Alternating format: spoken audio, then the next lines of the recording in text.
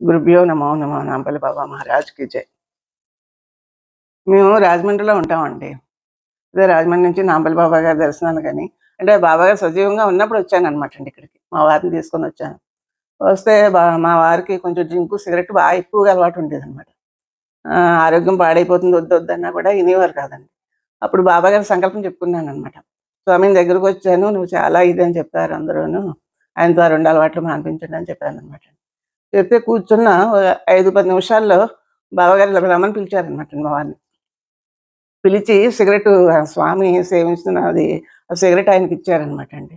ఇవ్వడం మళ్ళీ కూర్చోమని చెప్పారు. ప్రసాదం తీసుకొనెళ్ళమన్నారు.